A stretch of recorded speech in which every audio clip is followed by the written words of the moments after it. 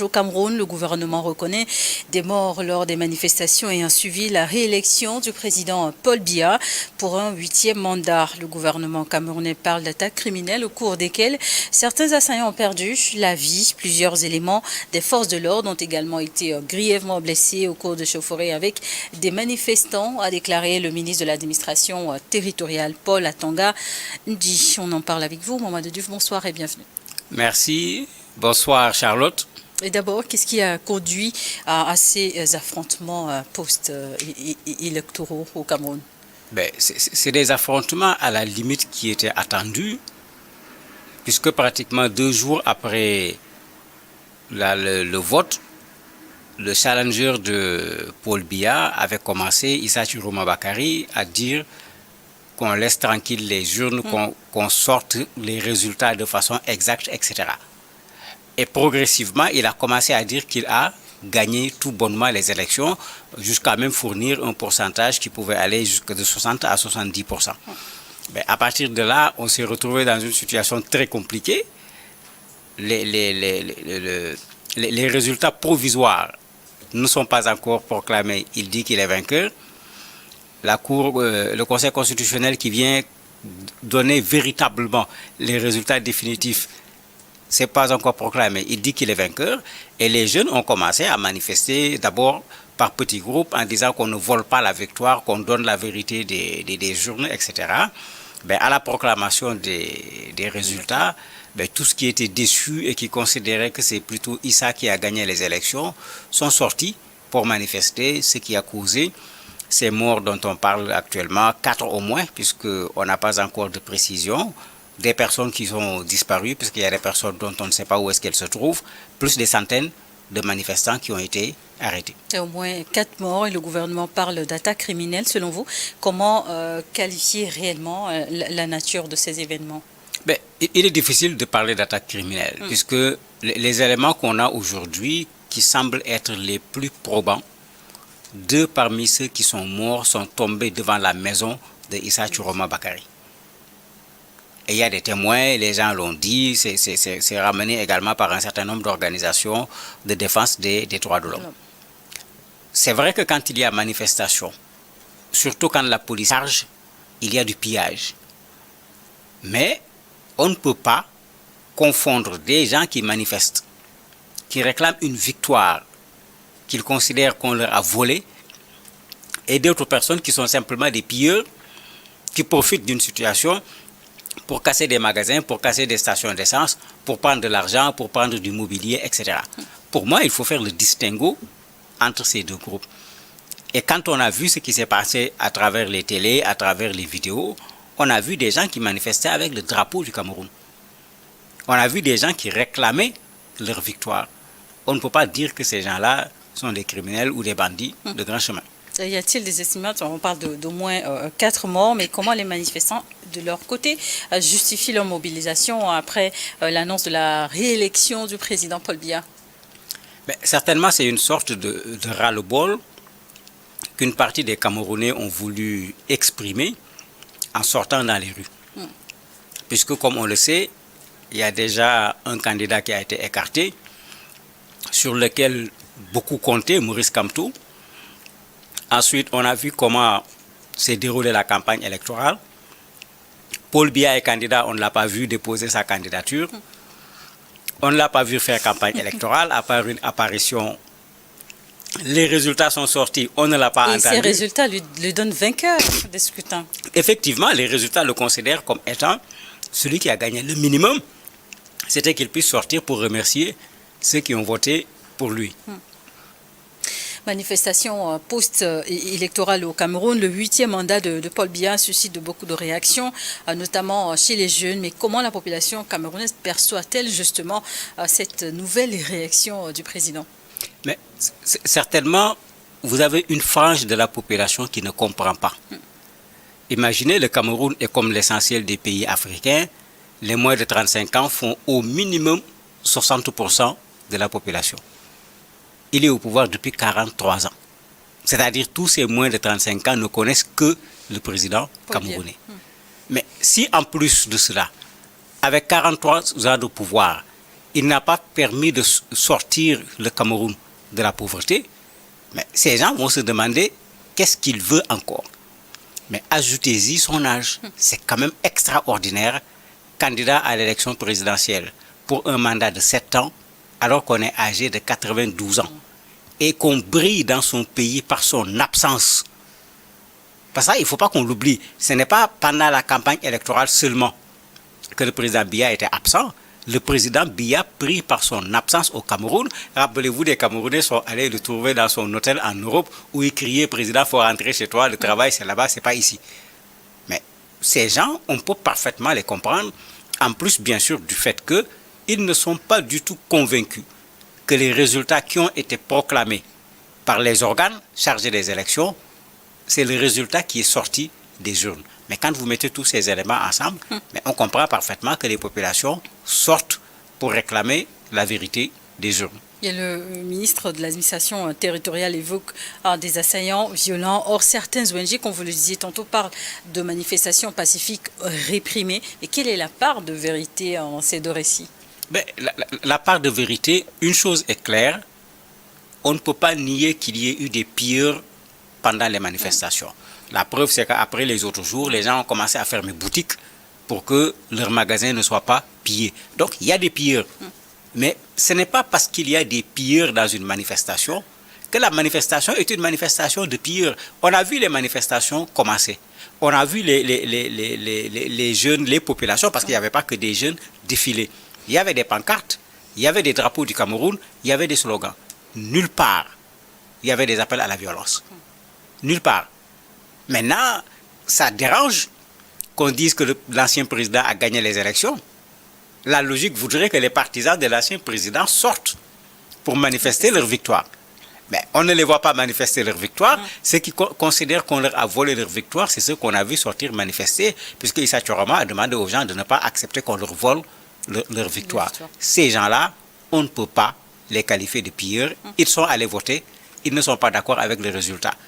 L'État camerounais devrait faire quelque chose de tout simple. C'est d'organiser des élections libres, transparentes, démocratiques.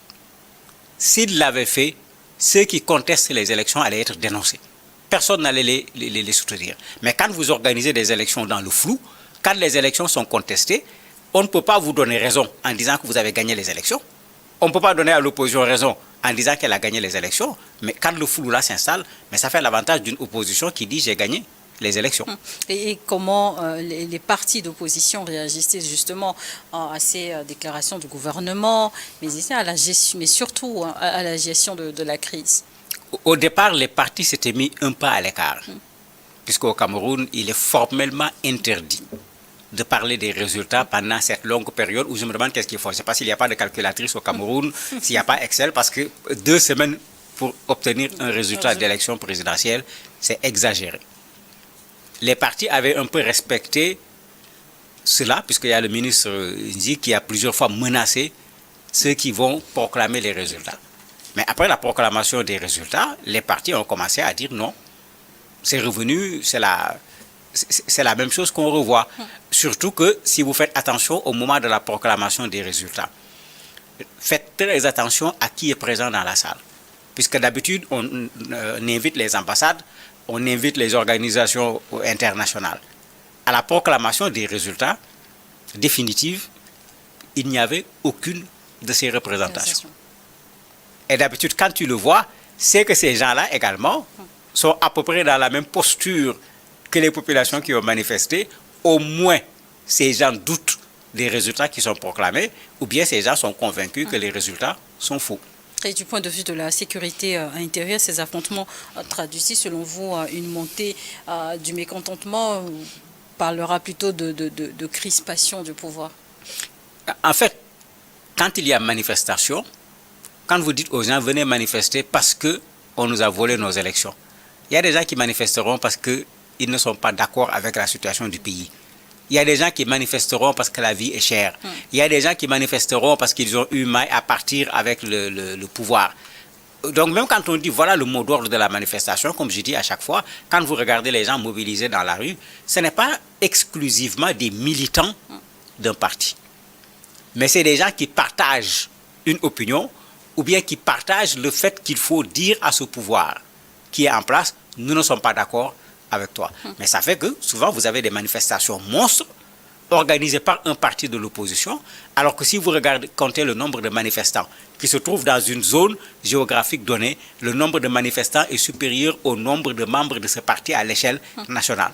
Donc quand il y a manifestation, tous ces éléments rentrent en jeu. Tous les mécontents de façon générale viennent s'y ajouter, sans compter maintenant ceux qui ne sont pas là pour manifester, mais qui sont là pour voler et qu'on utilise souvent comme excuse pour dire que les manifestants sont des voleurs alors qu'ils ne le sont pas. Et à votre avis, cette situation pourrait-elle fragiliser davantage le climat politique et social déjà tendu au Cameroun?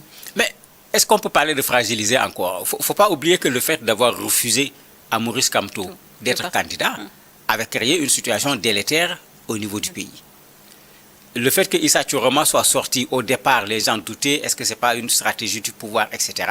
Mais quand on a commencé à voir comment il s'attaquait au pouvoir, comment il proposait le changement, les gens se sont fédérés autour de ce qui existait comme espoir pour avoir une alternance. Parce qu'en fait, c'est ça. Ce n'est pas que Tchuroma a convaincu véritablement les Camerounais, c'était l'homme de la circonstance pour pouvoir obtenir éventuellement un changement. Mais les gens se retrouvent avec une double déception. Non seulement on ne sait pas qui a gagné, parce que c'est ça le problème, parce qu'il faut qu'on sache qui a gagné, on ne sait pas qui a gagné. En plus, on est en train d'attraper les gens, on est en train d'empêcher les gens de manifester, et Tchuroma risque de vivre ce que Maurice Kamto avait vécu lors des dernières élections. Il a été mis en prison quand il a contesté les élections et quand les populations avaient manifesté. On connaît tellement cette façon de faire, et après, quand il sera en prison, on va commencer à négocier pour sa sortie de prison, pour dire qu'on va apaiser la situation politique au niveau du pays. Mais ce n'est pas juste. Il faut organiser encore une fois dans nos pays des élections tellement transparentes que même les élèves de CM2 peuvent certifier.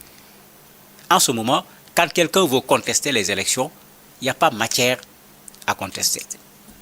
Et après, face donc à ces situations, au Cameroun, l'Union africaine et l'Union européenne ont réagi. Oui, l'Union européenne, je parlais tout à l'heure de leur absence déjà à la proclamation. Ensuite, il y a la réaction, ce que j'appelle la réaction de principe. Quand quelqu'un est élu de façon très claire, généralement, avant même la proclamation définitive des résultats, vous voyez les organismes qui commencent à féliciter le chef de l'État. Puisqu'il y a un accord sur le fait que les élections ont été libres, transparentes, c'est lui le vainqueur. Tu vois même un opposant qui commence à féliciter le gagnant, alors que les résultats ne sont pas encore proclamés. Les gens sont plus à l'aise dans ces circonstances pour se prononcer. Ici, ce n'est pas le cas. L'Union européenne, l'Union africaine, Amnesty International, Human Rights Watch, tous ces gens se sont prononcés pas sur les résultats des élections, mais sur le fait qu'il y a eu de la violence. Ils ont dénoncé l'usage excessif de la violence contre les manifestants. Ils ont dénoncé le pillage des manifestants. Et après, comme d'habitude, on appelle les gens à la retenue et au dialogue. Ça veut dire qu'on est dans ce que moi j'appelle la réaction de principe, où on essaie de mettre tout le monde dans le même sac. Alors que non, ce qu'il fallait faire, c'est de pouvoir certifier les résultats des élections pour savoir si Tchuroma a raison. Mais en ce moment qu'on lui remette le pouvoir, ou si Biya a raison, qu'on dise à Tchuroma d'accepter le résultat des élections. Paul Biya, élu pour un 8e mandat au Cameroun, peut-on encore espérer une ouverture démocratique dans les années à venir dans le pays? Je ne crois pas, parce que le Cameroun a enlevé le verrou de la limitation des mandats depuis le début des années 2000. Ça veut dire que s'il a pu être candidat à 92 ans sans être présent à la campagne, sans présenter, sans qu'on le voit à la proclamation des résultats, Paul Biya peut être encore candidat. Parce que moi j'avais dit ici, ce n'est pas lui qui est candidat, c'est des gens qui l'ont fait candidat. Si l'occasion se présentait pour qu'un journaliste lui pose la question, je crains fort qu'on lui dise, Monsieur le Président, est-ce que vous êtes candidat? Et qu'il dise non, je ne suis pas candidat. Et je me demande en ce moment à quoi ça va ressembler. Mais dans ces circonstances, on ne peut pas espérer plus de démocratie, puisque on va devoir obliger les populations à accepter le pouvoir sur la base du résultat proclamé. On n'est déjà pas dans la démocratie. En plus, on empêche les gens de de manifester, ça veut dire qu'on va aller loin. Il y a la réaction d'un chef traditionnel là-bas qui doit faire réfléchir. Il dit aux gens, regardez, et il s'adresse aux gens au pluriel, pas seulement au président de la République, jusqu'où votre arrogance, votre mépris et votre zèle a conduit ce pays. Et pourtant, c'est un chef traditionnel très respecté dans ce pays, très âgé. Mais quand il le dit, c'est parce qu'effectivement, la situation actuelle n'est pas une surprise. On a conduit le Cameroun là où le Cameroun se trouve aujourd'hui. Et bien sûr, c'est les tenants du pouvoir qui l'ont fait. Merci. Bon, merci d'avoir accepté de répondre à nos questions. Merci à vous également de nous avoir suivis dans Décryptage du jour.